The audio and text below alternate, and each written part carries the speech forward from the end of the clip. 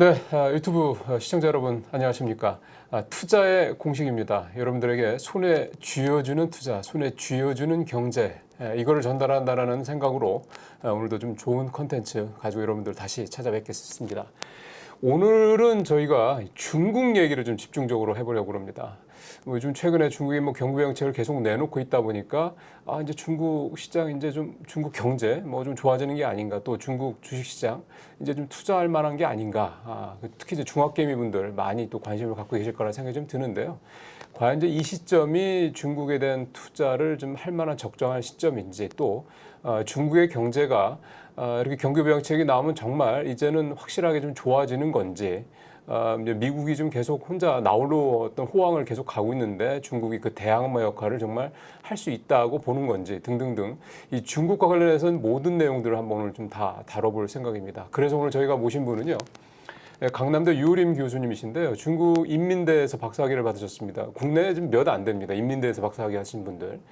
제가 아는 한, 제 25년 앵커 경력으로 봤을 때 제가 아는 한 대한민국 최고의 중국 전문가라고 제가 늘 그렇게 생각하고 계신 분입니다. 오늘 유림 교수님 모시고 중국과 관련돼서 여러분들이 좀 궁금해하실 만한 것들, 여러분들이 중국과 관련돼서 투자를 하시거나 중국 경제 관련돼서 궁금해하시는 분들에 대해서 좀 하나하나 말씀을 좀 들어보도록 하겠습니다. 교수님 어서 오십시오. 예, 반갑습니다. 예. 근데 너무 과찬해 주셔서 오랜만에 나왔는데 굉장히 걱정됩니다. 걱정하실 필요 없습니다. 예. 교수님 생각하시는 거 그냥 저희가 사석에서도 이제 중국 관련된 얘기를 자주 하긴 합니다만, 제가 이제 듣는 얘기와 네. 사실은 이제 유튜브나 이런 경제 이런 방송이나 또는 신문에서 보는 중국에 대한 내용들이 좀 사실 좀 다릅니다. 그래서 사실은 어떻게 보면은 좀 중국에 대해서 여러분들께서 알고 계시는 부분들이 좀 이제 좀 정확하지 않을 수도 있거든요. 그래서 그런 부분들에 대해서 왜 제가 유령 교수님 통해서 좀 더 정확한 어떤 내용들을 좀 전달하고자 하는지, 그 부분들 아마 말씀을 들으시면 아마 그래서 그렇구나라고 이해를 하실 거라고 생각이 좀 듭니다. 거두절미하고요. 시간이 좀 한정되어 있기 때문에 바로 좀 말씀을 들어보도록 하겠습니다. 일단 아마 우리 유튜브 저희 투자의 공식 구독자분들이라든가 많은 또 유튜브를 통해서 세상을 보시는 분들께서 궁금하신 게, 중국의 경제가 정말 어떤 상황인 거냐 라는 부분들에 대해서 일단 대략적으로 교수님의 판단을 좀 들었으면 좋겠습니다. 일단 이 중국에 대해서 좀 이렇게 연구를 하거나 아니면 분석을 할 때 조금 관점에 대해서 좀 다르게 봐야 될 필요가 있다고 생각하는데요. 예. 이건 아마 제가 앵커님께도 수년 전부터 여러 차례 말씀드렸던 것처럼, 중국은 기본적으로 사회주의 시장 경제를 하고 있는 나라이기 때문에 어떤 현상을 분석함에 있어서, 다시 말하면 어떤 통계나 아니면은 벌어지고 있는 정책을 분석함에 있어서 자본주의적인 시각, 다시 말하면 자유주의 시장 경제에 입각한 어떤 툴이나 아니면 그런 이론으로 접근을 하게 되면 현상은 자본주의 시장 경제하고 동일하게 나타난다 할지라도 함의라고 하죠. 그 속내나 아니면은 실제로 벌어지고 있는 현상에 대해서 좀 오해가 벌어질 수 있습니다. 네, 간단히 말씀드리면 아주 중요한 변화를 먼저 하나 딱 말씀드리겠습니다. 이 시진핑 정부가 사실상 이제 권력을 완전히 장악한 거는 그렇죠. 시진핑 출범 2기 때라고 말씀드릴 수 있는데, 네네. 그 이후로 나타난 그 중국의 경제 정책이든 아니면 거시 정책이든 관련 그 중앙공산당의 문건을 보면 예. 두 가지 단어가 서서히 사라지다가 최근에는 이제 완전히 지금 거의 등장을 하지 않고 있는데, 첫 번째가 아마 우리 독자분들께서도 잘 아시는 것처럼, 예전에 중국에서 자기네 나라의 이 경제 체제를 얘기할 때 중국 특색의 사회주의 시장 경제라는 표현을 썼거든요. 예, 중국 특색의 예. 사회주의 시장 경제. 그런데 시진핑 2기의 중반을 넘어서면서부터는 중국 특색의 사회주의 시장 경제에서 뒤에 시장 경제가 사라지기 시작합니다. 그리고 앞에 이제 등장하기 시작하는 게 신시대라고 하는 게 등장하고요. 네. 그리고 뒤에는 시장 경제가 빠진 대신에 사상이라는 게 들어갑니다. 예. 그래서 중국 특색의 사회주의 시장 경제, 조금 더 옛날로 돌아가서 정확하게 표현하자면 공유제에 기초한 사회주의 시장 경제 체제 또는 사회주의 시장 경제 국가, 이런 표현이 지금은 신시대 중국 특색 사회주의 사상으로 바뀌어 있다. 이 말은 뭐냐면, 과거에 이제 중국이라고 하는 나라가 사회주의와 시장 경제를 병행하면서 네. 사회주의 발전을 위한 도구나 수단으로서 시장 경제를 운영을 했는데, 이 시장 경제가 중국 공산당이 가지고 있는 정책 방향의 범위를 벗어나서 예. 과도하게 팽창하기 시작하더라. 이 말은 무슨 얘기냐면 당의 통제를 벗어나서 시장이 작동하기 시작했다. 이 말은 이제 시장 경제를 도구로 접근했던 공산당의 관점에서 보자면 상당히 위협적인 일인 거죠. 그래서 시진핑은 과거의 중국 특색 사회주의 시장 경제는 그 시대적 소명이 이제 다 끝났다. 예. 그렇기 때문에 새로운 시대에는 새로운 사회주의 사상이 필요하다. 라는 취지로 중국 특색 사회주의 사상이라는 용어를 쓰기 시작했고요. 예. 그리고 3기 때 들어서는 이제 앞에 시진핑 총서기가 들어가죠. 시진핑 총서기를 핵심으로 하는 중국 신시대 중국 특색 사회주의 사상 이렇게 됩니다. 이 말은 앞으로 중국이 갈 방향은 시진핑 총서기를 당의 핵심으로 하고 그 핵심으로 한 과정에서 새로운 중국 특색 사회주의 사상이 이제 나오기 시작한다. 이걸 의미하는 거고요. 이거를 이제 우리가 알고 있는 개념으로 다시 짧게 설명을 드리자면 앞으로 중국 경제는 시장 경제보다는 당이 지도하는 뭐 중국식으로 표현하자면 당이 영도하는 이런 표현을 쓰죠. 당이 영도하고 시진핑이 방향을 주도하는 예. 이런 새로운 사상 하에서 시장을 통제하겠다. 이렇게 이제 2기 후반기부터 바뀌기 시작한 거고 3기 들어서면서부터는 이제 시진핑 총서기를 핵심으로 하는 이 단어가 들어가면서 사실상 시진핑이 시장도 완전히 관장하고 있다. 이게 첫 번째 아주 크게 달라진 점이고요. 그렇다면 과거에 중국에서 벌어지고 있던 사건들, 시장경제 작동 기제와 예. 지금의 중국의 사회주의 시장에서 벌어지고 있는 작동 기제는 전혀 다르다. 요거를 먼저 하나 보셔야 되고요. 네. 두 번째는 사실 우리나라 사람들은 중국이 개혁 개방을 통해서 지금까지 40여 년 동안 성장해 왔다. 이렇게만 생각을 하는데요. 중국의 공산당에서 세우는 개혁과 개방은 전혀 다른 개념입니다. 개혁이라고 하는 것은 중국 공산당이 스스로 개선해낼 수 있는 분야를 개혁한다라고 얘기를 하고요. 예. 중국 공산당이 자신들의 사회주의 이론과 정책에 맞추어서 스스로 개선해낼 수 없는 분야는 외부에 개방을 해서 이것을 좀 더 개선해 간다. 이런 취지로 쓰입니다. 다시 말하면 개혁은 자력갱생의 의미라고 보시면 되고요. 예. 개방은 대외 개방, 시장 개방을 의미합니다. 예. 그런데 앞서 말씀드렸던 것처럼 시진핑 1기 때만 해도 개혁과 개방이 항상 병렬이 돼서 나갔는데 네. 최근의 동향을 살펴보면은 어느 순간부터인가 개방이라는 용어가 점차 사용 횟수가 줄어듭니다. 예. 이거는 예컨대 중앙공산당에서 발표하는 매년에 1월 1일 날 발표하는 1호 문건, 그러니까 올해 한 해는 어떻게 할 거다라고 네. 총서기가 발표하는 문건인데 거기서 이 개방이라는 단어가 얼마나 많이 나오는가, 아니면 개혁이라는 단어가 얼마나 많이 나오는가, 이거를 과거에 비교해 보면 제가 보기에 한 20%대로 떨어진 게 아닌가, 개방이라는 단어가. 자, 이 말은 어떤 의미가 되냐면 앞으로도 중국 공산당은 중국 공산당의 이론과 사상에 근거해서 자기들이 자력갱생하는 방향으로 가되 예. 정말 안 되겠는 부분만 대외 개방을 하겠다. 이 말은 앞으로 외자 기업이 중국에 들어가서 뭘 새롭게 하기는 상당히 어려워질 거다. 왜냐하면 개방의 폭을 좁혀놨으니까요. 또 하나는 앞으로도 계속해서 국유 기업을 중심으로 하는 중국의 그 경제 정책이 지속될 거다. 이 말은 어떤 얘기냐면 뭐 우리가 잘 아는 용어로 바꾸자면 국진 민퇴가 앞으로도 지속될 거다. 이렇게 이제 해석을 해야 되는 것이죠. 그런데 이런 전체적인 큰 틀에서 당의 이런 그 강령 그리고 당의 정책 방향이 크게 바뀌면서 예. 잘 아시는 것처럼 2018년, 17년 요 시기를 지나면서부터 중국 경제는 추세적인 하락을 보이기 시작했죠. 예. 이 추세적인 하락을 의미하는 것은 뭐냐면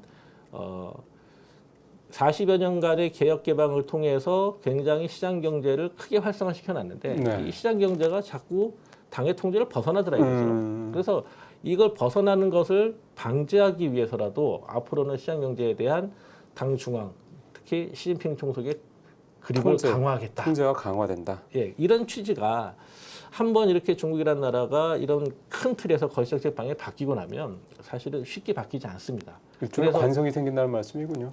한번 이게 결정이 되고 나면 최소한 예컨대 이렇게 말씀드리죠.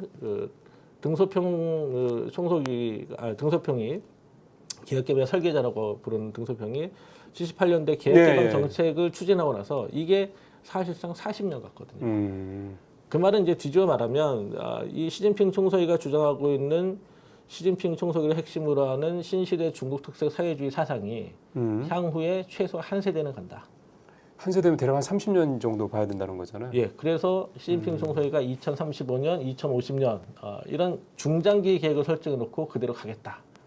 라는 정책 방향을 보이고 있는 것이죠. 그렇다면 지금 우리가 기대했던 것처럼 2017년, 18년 이전에 중국 경제가 굉장히 활성화됐던 시기, 예, 그리고 2000년대 초반에 WTO 가입하자마자 매년 10% 이상 엄청나게 GDP가 성장을 성장하는 네. 정말 어마어마한 성장을 보였죠. 그때와 같은 중국 경제가 활성화되는 그런 상황이 또다시 올 수 있을 것이냐. 예. 이 부분에 대해서 일단 저는 굉장히 비관적으로 보고 있고요. 네. 왜냐하면 시진핑 총서기가 가지고 있는 기본적인 정책 스탠스가 바뀔 가능성이 별로 없기 때문에 바꾼다라고 하는 건 본인이 뭘 잘못했다라고 인정하는 것밖에 안 되는 그렇죠. 거죠. 예, 그렇기 때문에 이 기본적인 스탠스를 바꿀 가능성은 거의 없다고 보여집니다. 근데 이 말씀은 뭐 우리 앵커님 잘 기억하시겠습니다만 제가 2017년, 18년 이때 여러 차례 말씀드렸던 거고 향후에 추세적인 하락을 볼 것은 너무나 명확하기 네, 때문에 중국 맞습니다. 관련한 뭐 펀드라든지 아니면 ETF라든지 빨리 이 엑시트를 해야 된다 이런 말씀을 드리고 심지어는 우리 투자 기업들도 중국에서 맞습니다. 엑시트하는 전략을 짜야 된다 이렇게 말씀을 드렸었지 않습니까? 그때 말씀하셨던 것 기억나는 회사가 SK 하이닉스였어요. 아, 예, 그건 뭐 어떤 반도체 회사였다고 제가 말씀드리겠습니다. 그러니까 결국은 이제 2018년, 19년도 그때가 이제 사실은 중국 경제의 어떤 피크였다. 교수님께서는 그렇게 보시는 거고 이제는 그런 것과 같은 그때와 같은 중국 경제의 호황, 중국 경제 또 중국 시장의 어떤 강세 이런 거는 현재로서는 이 시스템이 계속 이 기조가 갈 가능성이 높기 때문에 기대하기 어렵다 이렇게 보신다는 거잖아요. 그 예를 들면 두 가지 제가 뭐 말씀을 드리겠는데요. 첫 번째 제가 2000년대 초반에 WTO 가입 이후 중국 경제가 매년 10.3%씩 제 기억에 5년인가를 성장했거든요. 그 평균 10.3%요. 그리고 피크를 찍었던 게 아마 2005년도에 거의 14%까지 이렇게 했던 걸로 기억이 나는데 당시에 중국은 WTO라고 하는 자유무역 체제에 편입되면서 조국 추출이라는 전략을 했어요. 이거 뭐냐면 우리도 개발해서 나가자. 네. 나가고 우리가 그 부족한 부분은 인진라인이라고 얘기하는데 가지고 들어와서 이거를 큰 틀에서의 순환 경제로 작동을 한다면 중국이 가지고 있는 장점이 해외 시장에서 충분히 발휘가 되면서 굉장히 크게 성장할 수 있을 것이다. 위기가 아니라 기회다. 이런 얘기가 상당히 많이 있었고요. 당시 제가 중국 현지에서 유학을 하고 있었는데 당시 총서기였던 그 강택민 총서기가 저희 학교에 있는 학생들에게까지 당원들이니까 당원들에게 전부 다 중국 공산당 당원인 중국 그 친구들이요. 그 친구들에게까지 이걸 1시간 동안 학습을 시켰습니다. 그 당시에 뭐 늑대가 온다 막 이러면서 중국 사람들이 굉장히 걱정을 했는데 사실은 적극적인 개방을 통해서 중국 경제가 부족한 부분을 채우고 그리고 장점을 가진 부분을 해외로 내보내면서 굉장히 빠르게 성장했던 거죠. 그 과정에서 한 번 이제 꼬꾸라졌던 것이 잘 아시는 것처럼 뭐 서브프라임 모기 사태 요거였고요. 예, 2008년도에. 그리고 나서 두 번째로 중국 경제가 굉장히 큰 호황을 봤던 것은 시진핑 집권 초기였습니다. 네.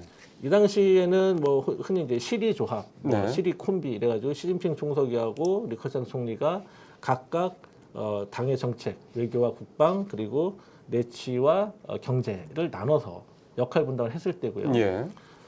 그 당시에 리커창 총리가 굉장히 획기적인 발언을 했었는데 그게 뭐였냐면 향후에는 시장이 자원 배분에 있어서 결정적인 역할을 하도록 하겠다.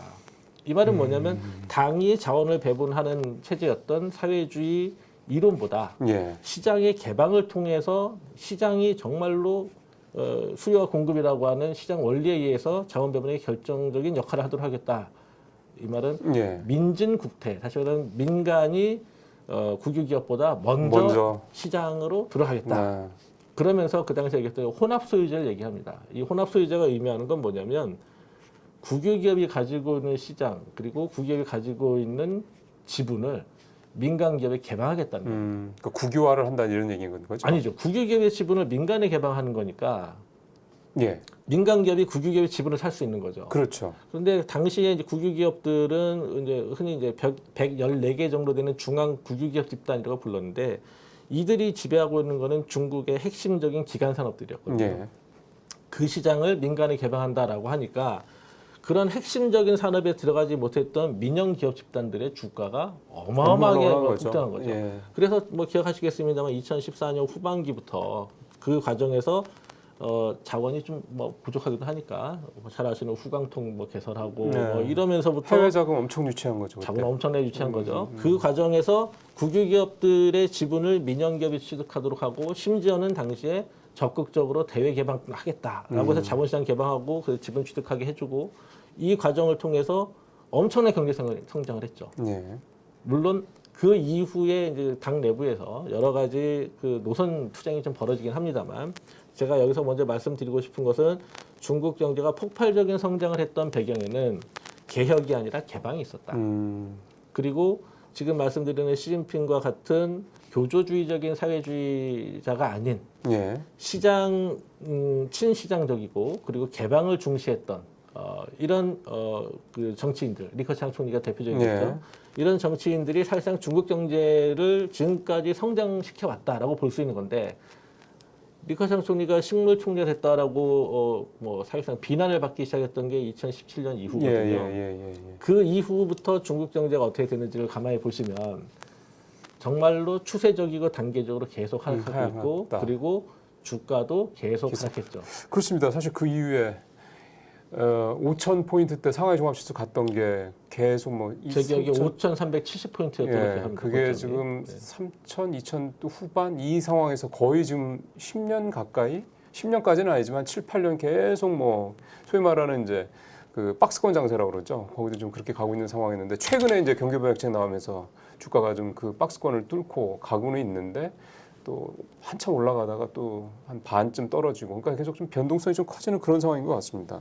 지금 말씀하신 최근 제가 이제 중국 관련해서는 가급적 이런 방송에서 얘기를 안 했었는데 좀 얘기를 해야겠다라고 생각했던 게 최근에 갑자기 뭐 유동성을 공급한다. 네. 더군다나 지준율 인하하는 건 정말 오랜만의 일인데 지준율 인하한다는 거는 이제 무제한으로 대출을 늘려주겠다는 얘기거든요. 그런데 이 과정에서 주가가 뭐 그 한 달 새에 30%까지 맞습니다. 30% 정도 올라갔죠. 네. 30% 포인트가 아니라 30%? 지수가 30% 올라가 버렸으니까 그러면 대단한 거죠. 엄청난 건데 그 과정에서 이제 저는 이제 기본적으로 유동성 장세라고 봤고 그 유동성 장세는 단지 대출이 많이 풀렸기 때문에 그 대출을 받은 국유기업들이나 아니면 국유은행들이 정부 공산당의 정책 방향에 맞춰서 열심히 이제 주가를 좀 띄웠다라고 볼 수 있는 거고요. 그런데 이게 지속 가능하려면 앞서 말씀드렸던 것처럼 과거 중국 경제가 그리고 중국 공산당이 어떠한 포지션을 가지고 있었느냐 이거를 봐야 되는데 단지 유동성만 풀었을 뿐이고 사실상 아직까지는 중국 공산당 그리고 시진핑 총서기의 정책 포지션이 개혁에서 개방으로 바뀌지 않았다. 이게 첫 번째 문제고요. 예. 두 번째는 그럼에도 불구하고 왜 유동성을 풀었느냐. 일단 외부에 사인을 준 거라고 저는 판단을 했어요. 외부에 사인 준다는 건 그렇죠. 무슨 말씀이에요? 시장이 망가지도록 방관하진 않겠다. 근데 시장을 확실하게 살리겠다라고 하면 시진핑 총석이나 중앙공산당이 가지고 있는 시장에 대한 그립을 좀 풀어주면 돼요. 근데 그건 없었거든요. 개방 쪽으로 가야 된다 이 말씀인 그렇죠. 거죠. 예. 그러니까 개방이라는 단어가 나와야 되는데 사실 개방이라는 단어는 여전히 뭐 저 끄트머리에 잠깐 한두 마디 나오고 핵심적인 데는 나오지 않거든요. 그런데 이제 우리 투자자들 입장에서 보면 중국 증시가 그래도 좀 괜찮았을 때 그 당시에 투자했던 분들이 뭐 근 10년 이렇게 물려 있는 분들이 이때라도 물타기 해서 빨리 빠져나오자 이런 전략이 하나 있었을 거고요. 그렇죠. 또 한 부분은 아마도 야 손절 좀 올랐으니 이때가 손절하자라고 했을 수도 있고요. 그리고 이때다 올라타자 하신 분도 있을 텐데 저는 뭐 기본적으로 올라타신 분들과 물타기 하신 분들은 중장기적으로 좀 성과를 기대하기 어렵지 않을까 이렇게 생각하고요. 그다음에 두 번째는 이 유동성 장세는 길게 갈 수가 없습니다. 왜냐하면 우리가 흔히 말하는 이제 펀더멘탈이라고 하죠. 예. 펀더멘탈 관점에서 보면 지금 중국의 민영 경제와 내수 경제가 거의 고사지경에 빠져 있기 때문에 이 고사지경에 있는 상황을 어떻게 해소할 거냐. 이 해소하는 것은 말씀드렸던 것처럼 당의 그립을 강화해서는 해결이 안 되는 거거든요. 그렇죠. 결국은.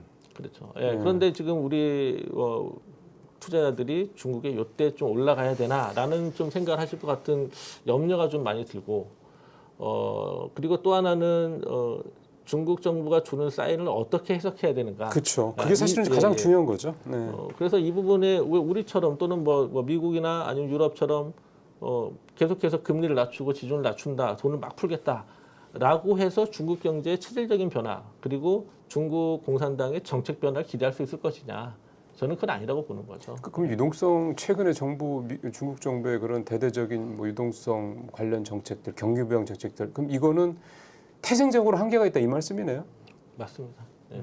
태생적인 한계라는 표현보다는 이제 제가 말씀드렸던 표현으로 바꾸자면 지금 중국 공산당과 시진핑 총재가 가지고 있는 기본적인 당 지배하의 시장이라는 네. 개념이 바뀌지 않을 거라는 거죠. 왜냐하면 그걸 바꾸는 순간 일단 또 시장은 계속해서 팽창하려고 할 것이고 그렇게 된다면 지난 10여 년간 시진핑 총재가 밀고 왔던 신시대 중국 특색의 사회주의 사상 네. 또는 시진핑 총서기를 핵심으로 하는 신시대 중국 특색 사회주의 사상은 사실상 실패한 게 되는 거거든요. 그거를 도저히 인정할 수가 없는 거죠. 제가 이 말씀 드리는 거는 혹시 관심 있는 분들은 과거 이제 파월 의장이 한 2년 전인가 얘기했던 게 있는데 파월 의장은 이렇게 표현하더라고요. 중국의 경제 주체들이 시장에 대한 신뢰를 상실했다. 신뢰를 상실한 것은 중국 중화공산당의 패착이다. 그래서 향후에도 이 중국 공산당이 계속해서 이러한 그 정책 방향을 가져간다라고 하면 아마도 중국 경제는 다시 회복되기 좀 어려울 것이 아닌가 이렇게 언급한 바가 있고요. 정확하게 본 거네요. 저도 그래서 사실은 굉장히 놀랐습니다. 제가 2017년, 16년 이때 앵커님하고 처음 중국에 대한 이야기를 나눌 때 미국이 중국에 대해서 자꾸 헛발질하다가 최근에는 얘들이 뭔가를 좀 아는 것 같다. 그때 그래서 말씀하셨던 기억이 나는 게 뭔가 뒤에 중국을 굉장히 잘하는 이른바 책사, 컨설턴트 이런 사람이 있는 것 같다. 누군지는 모르겠지만 그런 말씀하셨던 기억도 나요. 당의 정책 방향과 그리고 향후에 나올 수 있는 거시 정책 그리고 경제 정책에 대해서 굉장히 정확하게 보는 그렇죠. 사람이 미국에 있었다. 저도 그 말씀 기억납니다. 물론 이제 최근에 언론에 보도된 뭐 차이샤 같은 그런 뭐 중앙공산당학교 경제학부에 있었던 교수, 여자 교수인데요. 뭐 그런 사람들이 뒤에서 이제 워낙 오랫동안 중국의 당 정책과 경제 정책을 관장했던 교수이기 때문에 아마 그런 사람이 조금 역할을 하지 않았을까 이런 생각이 들긴 합니다만 네.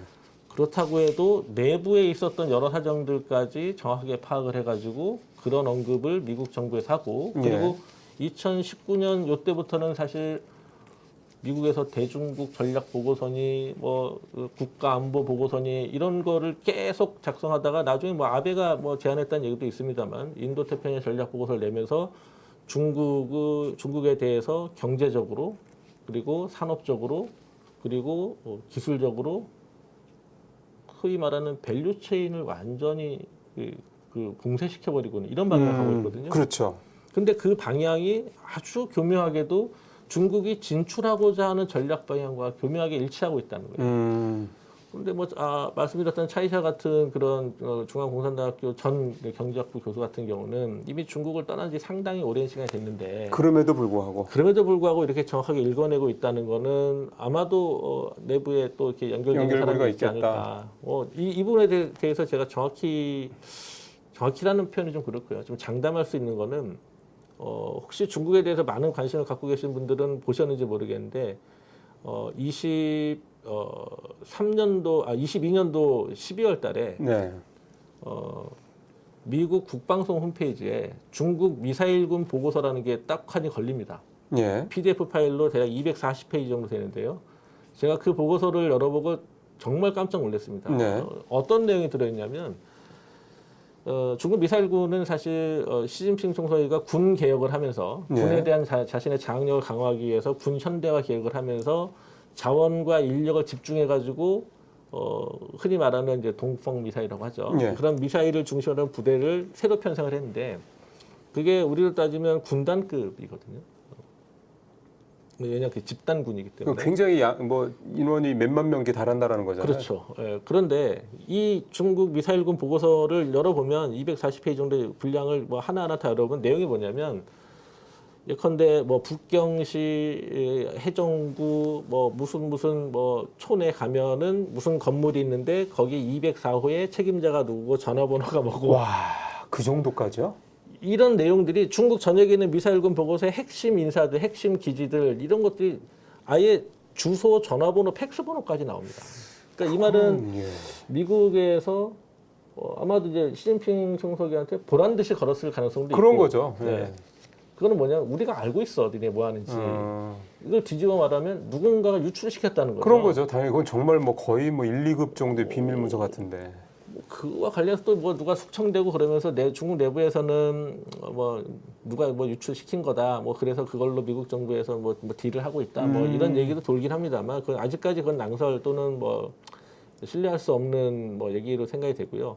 어쨌거나 분명한 거는 차이샤라고 하는 그 중앙공산학교 경제학부 주임이 정확하게 중국 정책 방향을 읽어내고 있는 거. 그리고 심지어는 시진핑이 정말 공을 들여서 만들어 놓은 미사일군 보고서, 미사일군에 대한 분석 보고서가 주소지와 전화번호까지 나오고 있다는 거. 이 말은 향후에 미국하고 중국하고 경제적으로든 뭐 정치적으로든 군사적으로든 과연 중국이 감히 충돌할 수 있을까라는 걸 좀 의심하게 만드는 부분이죠. 그러니까 사실은 상대방이 내 패를 몰라야지 뭔가 위협도 될 수 있는 거고 그다음에 그쪽에서 준비를 제대로 못할 거기 때문에 내가 그러니까 선공을 했을 때 그 효과가 크다는 건데 내가 성공을 하더라도 그 성공을 하겠다라는 그 의도조차도 미리 사전에 파악할 수 있을 정도로 미국이 중국에 대한 정보를 좀 다 손에 쥐고 있다 이런 의미인 거잖아요.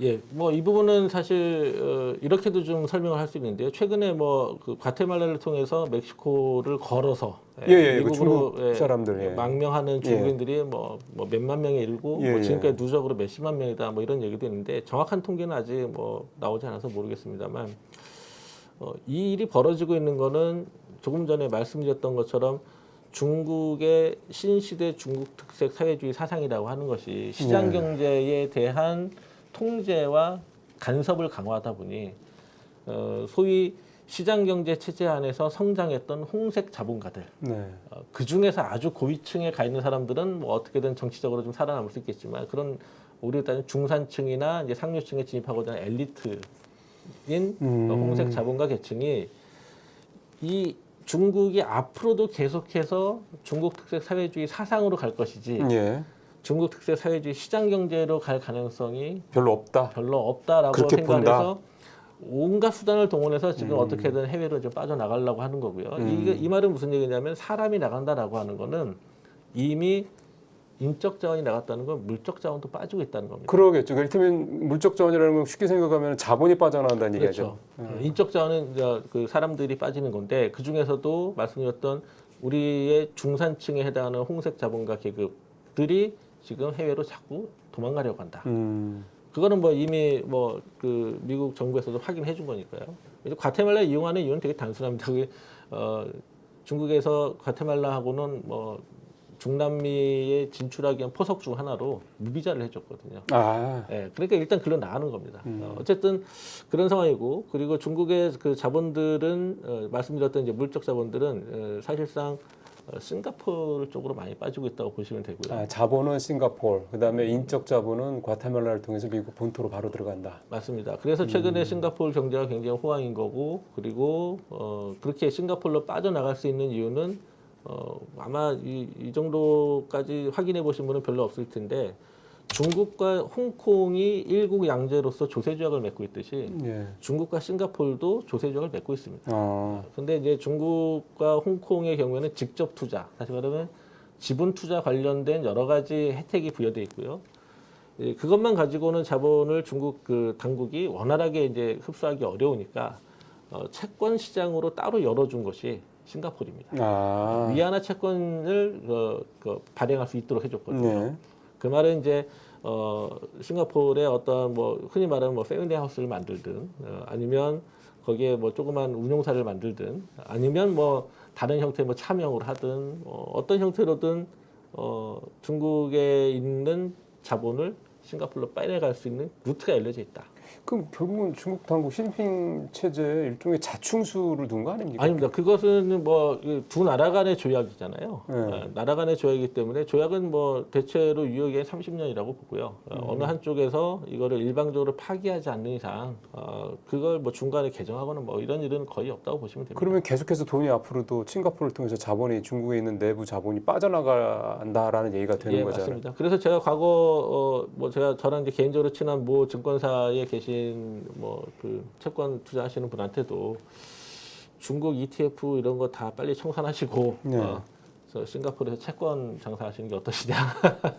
그러면 이제 지금 그 말씀을 이제 하셔서 드는 생각입니다만 그러면은 뭐 이제 사실은 원래 뭐 교수님이 그 마켓에 대한 얘기는 그렇게 그렇게 뭐 즐겨 하시는 분이 아니시고 그런 부분들은 좀 말씀하시는 걸 좀 별로 편해하지 않으시기 때문에 저도 잘 사석에도 그런 말씀 잘 안 여쭤보는데 뭐 오늘 사실 이 자리는 결국은 이제 중국에 투자하시거나 투자하시려고 하시거나 중국의 최근의 변화에 대해서 긍정적으로 보시고 뭐 지금이라도 들어갈까 이런 생각을 하시는 분들에 대해서 그 부분에 대해서 뭔가 좀 어떤 리스크가 있는지에 대한 걸 좀 교수님이 직접 말씀해 주시려고 하는 부분이기 때문에 지금 중국에 대한 투자는 말씀하신 대로 뭐 상해 종합지수나 선전 종합지수 주를 보고 그 다음에 중국 관련된 ETF, 중국 관련된 펀드 그 다음에 이제 또 하나가 뭐 개별 종 BYD 같은 뭐 개별 종목을 하시는 분들도 계신 것 같고요. 그 다음에 또 하나가 홍콩을 통해서 많이 또 ELS 같은 것도 또 많이 들어가시고 그러신단 말이에요. 그러면은 지금 말씀하신 대로 중국과 홍콩이 일국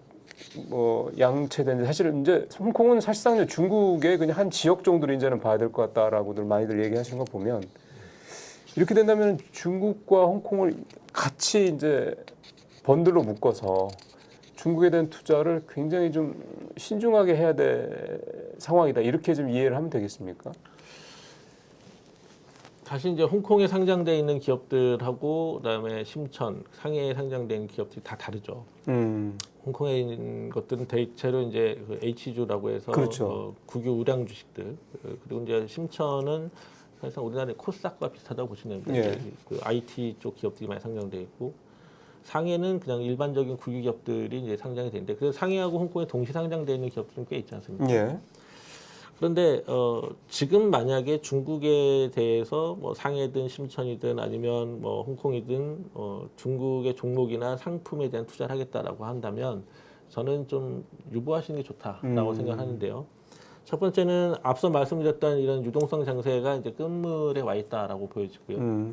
두 번째 고민해야 되는 것은 뭐 트럼프와 해리스 중에 누가 당선될 것인가 이 예. 부분인데요. 해리스가 되느냐 트럼프가 되느냐 뭐 기본적으로 중국 봉쇄 전략은 앞으로도 계속 진행이 될 겁니다. 누가 다만, 되든 간에. 예. 예. 왜냐하면 이건 이제 미국의 국익이 걸려 있는 문제이기 때문에 그렇죠. 예, 뭐 정파와는 무관하다라고 보시면 되는데 수단이 좀 다르죠. 이 부분은 언론에 많이 보도해서 다들 잘 아실 거로 생각이 됩니다만 짧게 말씀드리면 트럼프는 어쨌든 리쇼어링을 강화하기 네. 위해서 뭐 글로벌 최저한세를 벗어나지 않는 범위 내에서 이제 조세 우대를 주고 그렇게 해서 자국에 유치를 하되 예. 자국에서 생산되지 않은 제품이 미국으로 들어오게 되면은 이제 관세를 이용할 겁니다. 그러면 미국 국내에 있는 여러 뭐 우리 뭐 투자할 수 있는 종목이라고 한다면 이런 중국 주식 종목들 중에 대미 수출의 비중이 높은 부분 예. 이런 부분은 트럼프가 당선되면 상당히 좀 타격을 입지 않을까. 아마 뭐 초기에 보란 듯이 아마 또 뭐 매우 큰 폭으로 관세를 때릴 것이다. 그건 다만 이제 중국에 국한되는 건 아닐 것 같고요. 그럼 우리도 사실은 뭐 예, 우리나라도 포함될 겁니다. 마찬가지일 거죠. 예. 그걸 압박으로 해서 또 뭐 저 방위비 인상하고 뭐 이러겠죠. 그러겠죠. 어쨌든 그 해리스 같은 경우에는 사실 트럼프처럼 좀 이렇게 무식하다면 좀 그렇고 공격적인 뭐 관세 인상보다는 바이든 정부에서 워낙 이 시스템적인 봉쇄를 잘 만들어놨기 때문에 이거를 좀 더 공고히 하면서 서서히 이제 조여가는 방식으로 갈 건데 그렇다면 그 중에서도 어떤 부분을 조여갈 것이냐는 뭐 명확하죠. 지금 미중 관계에 있어서 미국이 절대로 뺏기면 안 되는 영역. 자, 그 영역은 잘 아시는 것처럼 반도체, IT, 뭐 배터리, 항공우주, 그리고 배터리. 자, 이런 부분들은 앞으로도 계속해서 글로벌 밸류체인에서 이제 배제시키거나 핵심 소재를 공급하지 못하도록 또는 그런 제품들을 사실 중국은 특히 배터리 같은 경우는 이미 그 과잉 생산이거든요. 맞습니다. 미국에 못 팔게 할 거예요. 또는 그 중국산 배터리가 탑재된 뭐 차량도 이제 또 제한을 걸 거고. 그렇죠. 그러니까 굉장히 정교하게 할 거라고 생각이 되기 때문에 이 둘 중에 누가 되느냐, 뭐 저는 뭐 개인적으로 트럼프 된다라고 보고 있습니다만 누가 되느냐에 따라서 만약에 중국의 투자를 앞으로 좀 포지션을 넓히겠다, 또는 뭐 손절 타임을 보시겠다, 뭐 이런 결정을 하신다면 이 둘의 정책 방향에 따라서 중국이 어떤 종목이 영향을 받을 것인가 이거를 먼저 좀 봐야 돼요. 예. 그다음에 두 번째는 둘 중에 누가 되든 중장기적으로 미국의 대중 봉쇄 전략은 지속될 거거든요. 네. 그렇다면 시진핑을 중심으로 하는 중국 공산당, 중국 정부라도 앞서 말씀드렸던 것처럼 전향적으로 개방 정책으로 확실히 돌아서야 되는데 그 말은 시진핑 총서기의 사실상 권력이 이제 붕괴되는 그렇죠. 이런 상황을 이런 상태로 가면 유지하기 힘들겠죠. 네, 그렇기 때문에 아마도 제 개인적인 판단으로 말씀드리자면 어느 대통령이 당선되든 누가 대통령이 되든 중장기적으로 중국 경제는 시진핑의 포지션이 변경되지 않는, 흔히 말하는 피벗을 하지 않는 이상 네. 중장기적으로 계속 추세적인 하락에 빠질 것이고, 다만 그 이전보다 더 떨어져서 이제 시장을 완전히 버렸다라는 사인을 주면 안 되기 때문에 뭐 지수로 말씀드리자면 제가 수년 전부터 얘기했습니다만 최저 2,800에서 3,400 요 사이를 계속 왔다 갔다. 2,300에서 2,800에서 3,000 400포인트 정도 상해 기준으로요. 예, 이게 사실은 최근에 급등하기 예, 그 그렇죠. 박스권 예. 흐름이 다시 나타나서 그대로 그냥 갈 거다. 얼마 전에 앵커님 저한테 전화 주셨을 때도 제가 이거 유동성 장세니까 금방 또 내려갈 겁니다. 글쎄요. 말씀드렸고요. 사실 저도 그때 그 말씀 듣고 이게 사람이 어쨌든 견물생심이라고 막 그 주변에서 이렇게 막 그렇게 간다고 그러면 진짜 그런가? 이게 사람이 생각이 들 법하거든요. 뭐 저거 딴 것은 몰라도 적어도 중국과 관련해서는 그럴 때마다 분심이 들 때마다 교수님한테 전화드려서 어떻게 봐야 됩니까? 그러면 교수님이 일도 양단 딱 끊어서 아니요, 뭐 깁니다 이렇게 딱 말씀해 주셔서 그렇게 해서도 판단을 하고 있는데 이번에도 결국은 이런 흐름들은 단기에 그칠 것이다. 그리고 굳이 이제 조금 이제 우리 시청자분들께서 이제 이해하시기 편한 어떤 지수로 말씀드린다면 상해 종합시장 기준으로 2,800에서 3,400. 그러니까 최근에 유동성 경기부양책 막 쏟아지면서 급등하기 전으로 회귀할 것이다.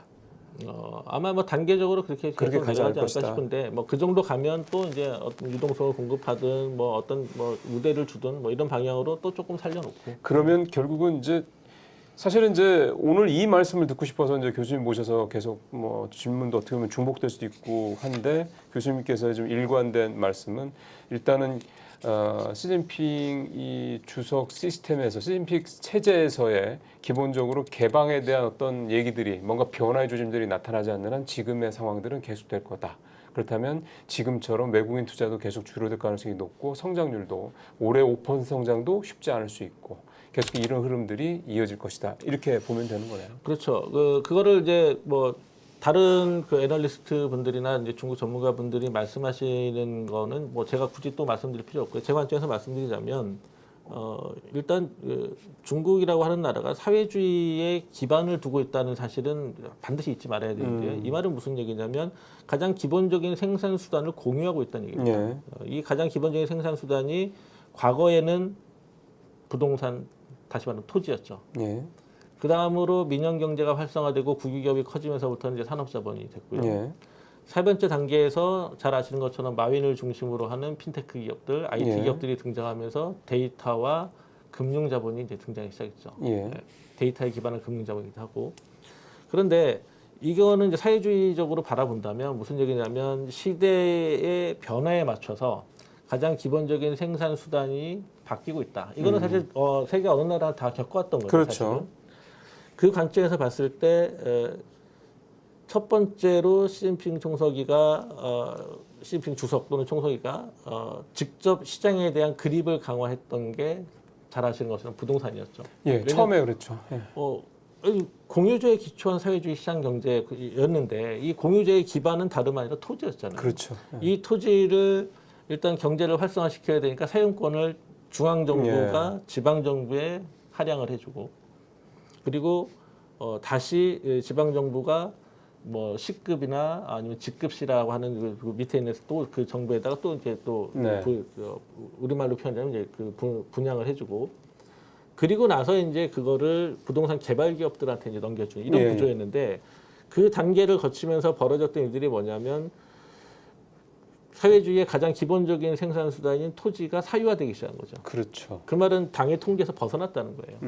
그거를 70년 기다리면 다시 중국으로 돌아오지 않느냐. 뭐 왜냐면 민법상 물권 중국 민법상 물권의 그 효력은 70년 인정이 되기 때문에 그럼 70년을 기다리면 되는데 왜 못 기다렸느냐? 이게 너무 빨리 시장화된 거죠.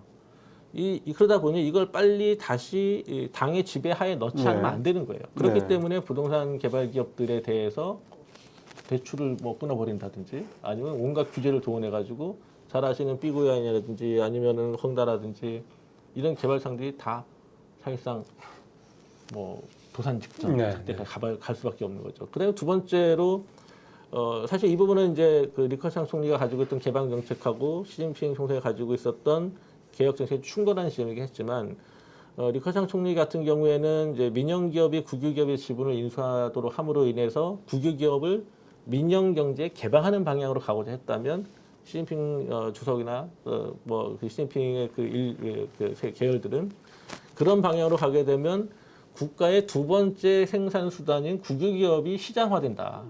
투자에 이어서. 그렇죠. 그렇게 되면 당의 지배력은 사실상 뭐 시장의 지배력 거의 사라지는 거죠. 그래서 굉장히 큰 그 양 세력 간의 그 권력 투쟁 또는 노선 투쟁이 있었던 거고요. 그 다음에 세 번째 이제 그 자리에 비집고 들어온 게 마윈 같은 IT에 기반한 데이터 자본이었죠. 사실 4차 산업혁명 시대라고 불리우는 가장 큰 원인은 데이터이기 때문이죠. 그렇죠. 그렇죠. 이 데이터를 누가 가지고 있고 얼마나 빠른 속도로 가공, 처리해가지고 부가가치를 창출할 수 있냐가 핵심인데 마윈이 처음에 전자상거래 기업인 알리바바를 만들어가지고 인민들의 부가가치를 제고해주는 것까지 좋았는데 예. 거기서 만들어진 데이터라는 4차 산업혁명 시대의 새로운 자본을 마윈이 사유하기 시작한 거죠. 그리고 심지어 이거를 나스닥에 상장하겠다. 그렇죠. 그럼 이 말은 무슨 얘기냐면 중국이 보유하고 있던 국유 토지를 미국이나 뭐 유럽에다 팔겠다는 얘기거든요. 그렇죠. 이거를 간과할 수가 없는 거죠. 물론 이에 대해서 뭐 시진핑 총서기는 다름이 아니라 마윈이 상해에서 열렸던 와이탄 그 금융 포럼이라고 있습니다. 예. 제가 여기도 뭐 두 차례 참석한 적이 있는데 여기서 마윈이 나스닥 상장을 앞두고 있으니 얼마나 자신만만했겠습니까? 그리고 본인도 홍색 자본가이니 좋은 취지로 얘기를 한 거였지만 어쨌든 야 얘가 이제는 무질서한 팽창을 넘어서서 이제는 당의 이 지배를 벗어나려고 한다라고 해서 마윈한테 첫 번째 했던 거는 뭐 알리바바 해체 뭐 이런 게 아니고 당적 박탈이었어요. 당적 박탈. 그러면 당이 보호해주고 있던 모든 그늘이 사라지게 되는 거죠.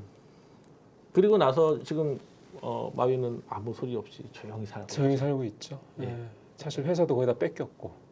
뭐 그렇습니다. 네. 이 흐름을 살펴보건데 앞으로 그러면 중국 정부가 지금 부동산도 다시 당의 지배하에 넣고 있고 그리고 국유기업을 중심으로 새롭게 산업 구조도 재편하고 있고 4차 산업혁명 시대의 가장 핵심적인 자본이라고 말할 수 있는 데이터마저도 중국의 데이터청 있는 거 아시죠? 데이터 관리국이라고 하는데 거기서 통제하고 있죠. 그 말은 앞으로도 계속해서 시장의 무분별한 팽창 또는 공산당 당원에 나온 대로 표현하자면 자산가 계급의 자유화를 절대로 좌시하지 않겠다. 이 스탠스가 명확히 나온 거고요. 그러네요. 이거를 뒤집는다라고 하는 건 여태까지 시진핑이 10여 년 해왔던 모든 정책이 다 실패다. 그러면 지금 현재 벌어지고 있는 미중 관계에서의 열세에 처해 있다든지 아니면 경제 정책의 실패라든지 이 모든 걸 다 떠안아야 되는 상황이 되죠. 그런 상황이 되는 거죠. 그런 관점에서 보면 앞으로도 시진핑 주석은 결코 사회주의 시장 경제에서 시장 경제 포지션을 키울 가능성은 높지 않다. 이렇게 말씀드릴 수 있는데 다만 한 가지 제가 여러 차례 말씀드렸던 기대하고 있는 바는 중국은 사회주의 국가이기 때문에 정반합에 기초한 그 유물론, 변주법적 유물론에 기초한. 그러니까 변주법적 유물론에 기초한 정반합의 논리를 움직이기 때문에 시진핑의 논리도 그거거든요. 과거 40년 가까운 시간 동안은 정의 세력이 시장 경제였다. 그러나 이제 반의 세력이 다시 등장해서 상호 갈등 구조를 이어서 다시 합의 길로 나가야 된다. 그렇죠. 자, 요게 과거처럼 제가 아까 말씀드렸던 것처럼 과거 30년, 40년 이렇게 갈 것이냐, 아니면 당 내부의 새로운 그 사회주의 이론에 대한 재해석 또는 사회주의 이론에 대한 그 노선 투쟁 이걸 통해서 조금 좋은 방향으로 나갈 수 있다라는 신호가 나온다라고 한다면 조금 더 빠르게 중국 경제가 회복될 가능성도 배제할 수는 없다. 근데 그게 시진핑이 국가 주석으로 있는 상황에서도 그게 가능하다. 좀 애석한 일이지만 뭐 리커창 총리가 뭐 얼마 전에 네, 작년에 돌아가셨으니까. 네, 그랬죠. 뭐 물론 저로서는 제가 좀 굉장히 안타까운 부분이긴 하지만, 근데 리커창 총리를 포함한 흔히 이제 공산주의 청년단 계열들, 공청단 계열이라고 네, 하죠. 공산주의 청년단 계열들.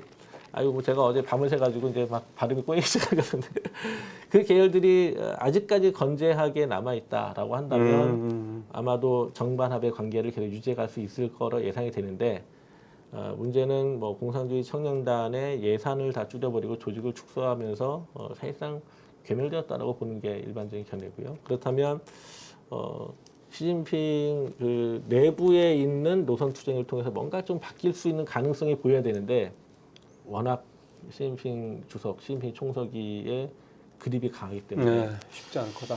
쉽지 않을 것 같습니다. 예, 사실은 아마 이 부분에 대해서는 이제 접근 방식을 달리하셨지만 결국 이제 요는 그런 겁니다. 지금의 시진핑 체제는 3기 연임, 그러니까 전력던 3기 3연임에 좀 들어갔음에도 불구하고 여전히 공고하다.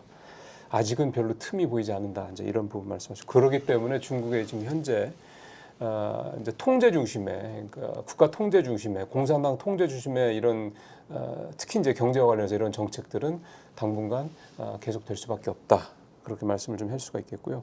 저희가 이제 사실은 뭐 이게 뭐 마냥 또 교수님 붙잡아두고 말씀을 계속 들을 수는 없는 상황이기 때문에 이제 마무리를 슬슬 해야 될 것 같은데, 아마 많은 분들이 갖고 계신 게 중국이 지금 반도체 굴기 뭐 이런 얘기도 나오고 AI 굴기 이런 얘기도 나오고 전기차 배터리도 그렇고 뭐 태양광 이런 뭐 풍력 같은 신재생에너지 쪽도 그렇고 지금 사실은 전 세계 시장을 교란시킬 정도로 굉장히 강한 그런 경쟁력을 가지고 있다 이렇게들 보고 있거든요. 물론 반도체나 AI는 조금 다른 얘기긴 한데, 그러니까 결국은 지금 저렇게 국가 차원에서 보조금을 엄청나게 지급하면서 중국 어떤 정부가 공산당의 시진핑 체제가 이렇게 하고 있는데, 이게 일종의 그러니까 뭔가 성과를 낼 수 있을 것이냐 이런 부분들. 최근에 삼성전자 주가나 이런 여러 가지 부진했던 배경 중에도 중국의 뭐 이 반도체 기업들의 뭐 상당히 좀 그 기술력 향상 뭐 이런 것들, 생산 규모 뭐 확대 뭐 이런 것들 내용들이 좀 담겨 있었거든요. 그래서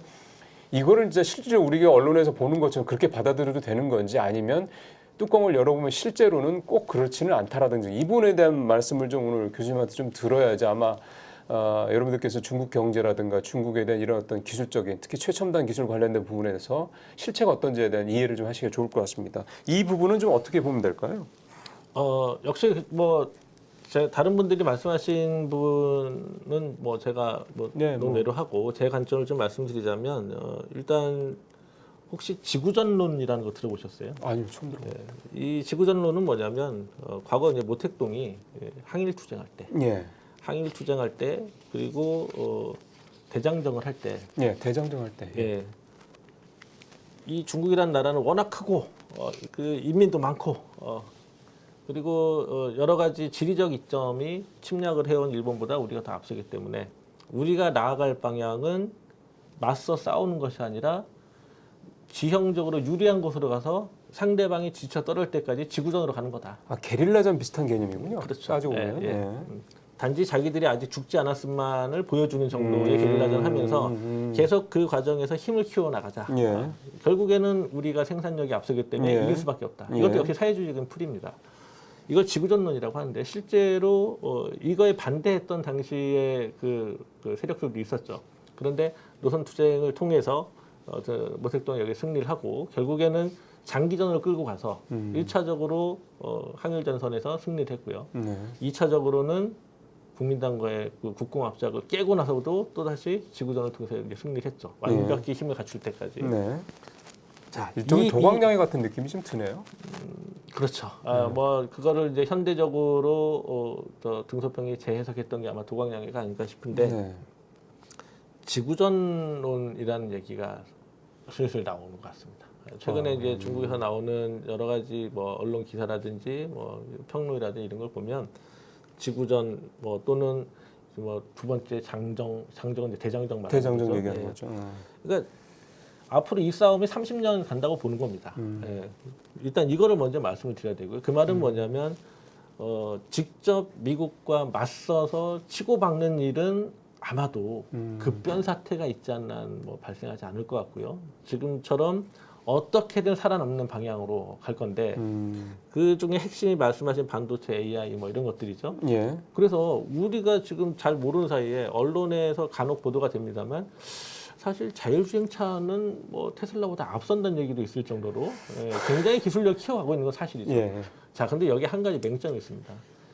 그렇게 해서 중국에서 힘을 키운다라고 한들 글로벌 스탠다드가 될 수 있을까요? 그렇죠. 가장 핵심적인 건 사회주의 시장 경제든 사회주의 사상이든 예. 앞에 뭐 신시대를 붙이든 뭐 공유제를 붙이든 자, 그 시스템을 받아들일 수 있는 새로운 시장이 과연 있을 것이냐. 예. 그런 점에서 봤을 때 앞서 말씀드렸던 미국의 대중국 봉쇄 전략은 굉장히 효율적이고 그리고 굉장히 장기적으로 지속될 수 있는 작전이다. 이렇게 볼 수 있고요. 그 과정에서 기본적으로 중국은 어떻게든 기술을 계속 확보해 나갈 겁니다. 이거는 이제 중국 공산당이 흔히 말하는 걸로 하면 통일 전선 전술이라고 얘기를 하는데요. 예. 비록 적이라고 할지라도 지금 당장은 적이지만 더 큰 적을 위해서는 어떻게든 손을 잡을 수 있다. 이런 관점으로 생각하시면 되는데 그 말은 지금 미국이 동맹으로 포섭하고 있는 여러 나라들 중에 중국에 필요한 핵심 기술이 있으면 그걸 받아내기 위해서 어떻게든 할 거다. 이 취지로 이해를 하시면 될 거예요. 그 과정에서 그러면 이제 누가 더 오래 버티기가 되느냐 이 싸움인데 예. 제가 뭐 우려한다기보다는 제 관점에서 과연 어느 쪽이 지속 가능할까를 먼저 판단해 보면 만약에 트럼프가 당선이 된다라고 하면 지금 미국이 애써 만들어 놓은 동맹 세력들이 부분적으로나마 이탈할 가능성이 있습니다. 이유는 뭐냐면 트럼프는 너무 노골적으로 자국 이익적이고 맞아요. 그리고 이 동맹의 이익을 별로 보장하지 않습니다. 맞아요. 그런데 바이든 같은 경우에는 잘 아시는 것처럼 이 동맹을 다 구축을 해놓고 필요한 만큼 서로 이제 주고받는 게 있는 그렇죠, 거죠. 그렇죠. 그런데 트럼프는 일단 본인이 받을 걸 받아놓고 좀 줄까 하다가 마음에 안 들면 그냥 뒤돌아서 버리는. 그 말은 동맹으로부터 신뢰받기 어려운 인물이라는 거고요. 이런 틈이 보일 수 있군요. 그렇죠. 그렇기 때문에 미국의 입장에서는 이러한 지금까지 뭐 바이든 정부가 애써 구축해놓은 글로벌 동맹들, 흔히 말하는 이제 뭐 파이브 아이즈라고 하는 정보 공동체, 그리고 바이든 정부에서 G7에 한국까지 포함시키고 G8를 확대하려고 했던 것들, 뭐 이런 것들이 지금 트럼프가 대통령이 되면 이제 유지가 될 것이냐 하는 문제가 하나 있고요. 해리스가 된다라고 한다면 그런 이익을 좀 보장을 할 겁니다. 다만 여기서 이제 두 가지 문제가 발생하는데 하나는 사실 중국이 유럽에서 가장 핵심적인 동맹으로 만들어 가려고 했던 국가가 독일입니다. 근데 독일 같은 경우에는 최근에 경제가 굉장히 나빠지고 있죠. 이유는 뭐 크게 두 가지로만 말씀드려요. 독일 경제가 나빠지는 크게 두 가지인데 하나는 코로나 시즌에 재정을 안 풀었어요.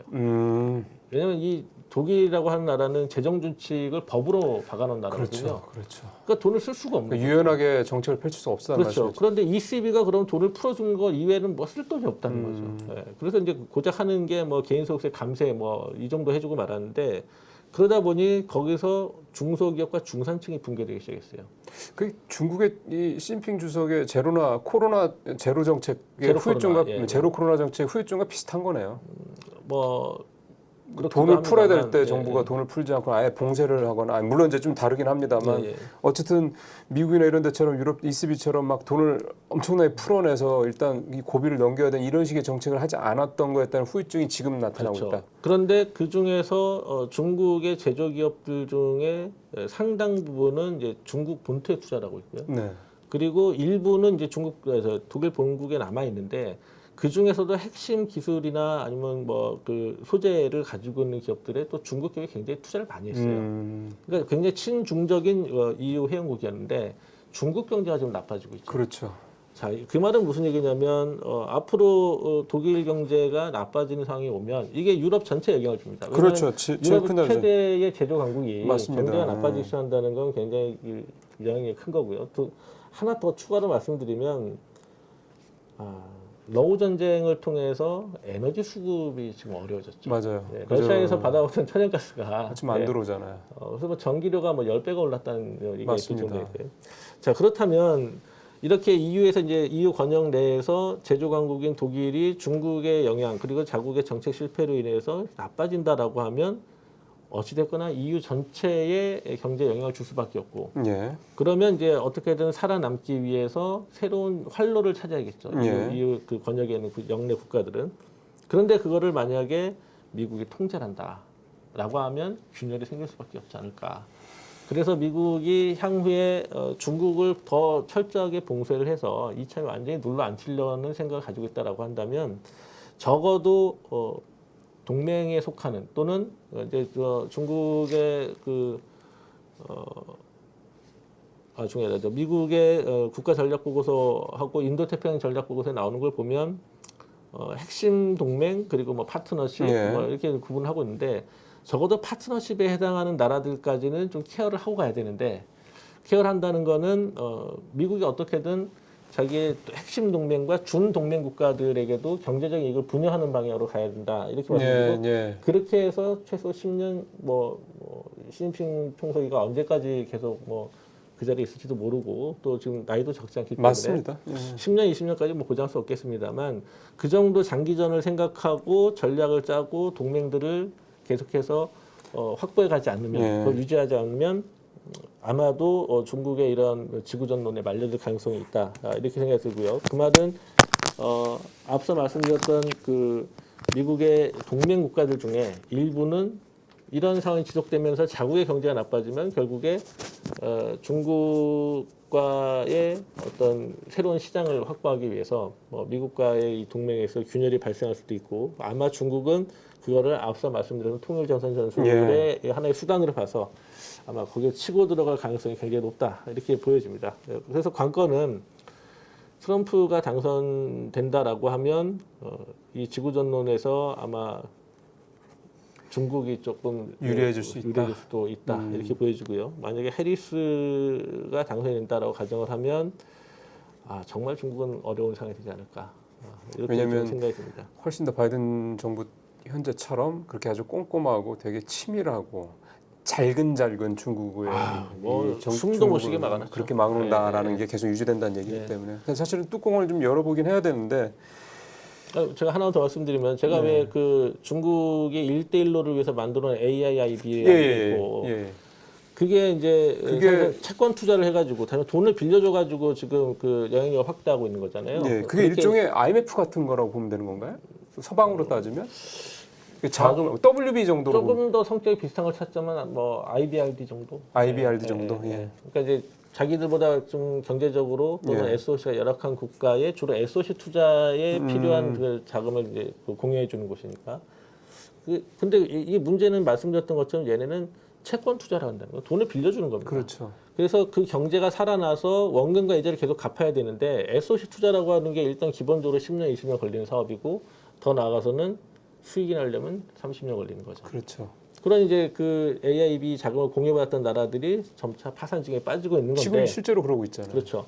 그 틈을 미국이 들어가려고 만들어 놓은 게 DFC라고 하는 미국 개발은행입니다.